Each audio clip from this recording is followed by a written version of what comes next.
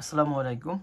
গতকালকে সকলে হাসনাত আবদুল্লাহর যে ভিডিওটি বা পোস্টটি আপনারা দেখেছেন সেটি কিন্তু বর্তমানে টপ অফ দ্য নিউজ। এই নিউজটা প্রত্যেকটা চ্যানেল বা প্রত্যেকটা জায়গায় কিন্তু পাবলিশ করা হয়েছে, কিন্তু 2-3টা জায়গায় পাবলিশ করা হয় না। সেইখানে আমি বলি, আমি সময় টিভিতে অনেক খোঁজাখুঁজি কইরাও এদের এই একটা ভিডিও আমি পাই নাই, একটা ভিডিও তারা আপলোড করে নাই। ইভেন 71 টিভি এটাও আপলোড করে না, এই 2টা টিভি আপলোড করে না। ইভেন ডেলি স্টারটা এরা এমন একটা ভিডিও আপলোড করছে, সেটা পুরাটাই হলো যে পুরো অর্থই চেঞ্জ করে দিছে ওরা, এমন একটা। সো আপনারা শুধু চিন্তা করতেছেন যে ওয়াকারকে সরাইলেই হয়ে যাবে, এমনটা না।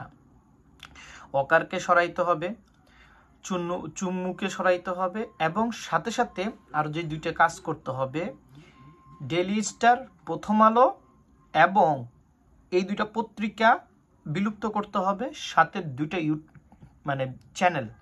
চ্যানেলটার নাম হলো সময় টিভি এবং 71। এই 2টাকে কিভাবেই হোক, যেভাবেই হোক, বর্তমানে পুরো বাংলাদেশের মিডিয়া থেকে এই 2টাকে আউট করে দিতে হবে, পত্রিকা 2টা আউট করে দিতে হবে।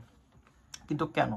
কারণ এরা বাংলার মানুষের একটা জনগোষ্ঠী নিয়ে ধারণ করে, আমি জানি বা আপনারা জানেন, কিন্তু মূল কথা হইল এরা যদি এই ধারণাটা রাখে, এইভাবে যদি কন্টিনিউ করে, মানুষের মাইন্ড ডাইভার্ট করবে এবং মানুষকে ওরা কি করবে, ভুল একটা ইনফরমেশন দিবে।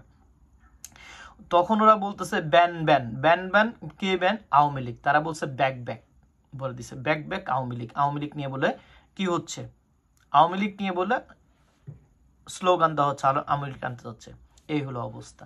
সো আপনারা ডেইলি স্টার এবং প্রথম আলো এদেরকে প্লিজ দয়া করে একটু হইলেও ঠেলাঠুলা দিয়ে যদি ওয়াকারকে সরানো যায়, এই 2টাকে বন্ধ করেন, না হইলে বাংলার মানুষ শান্তি পাবে না।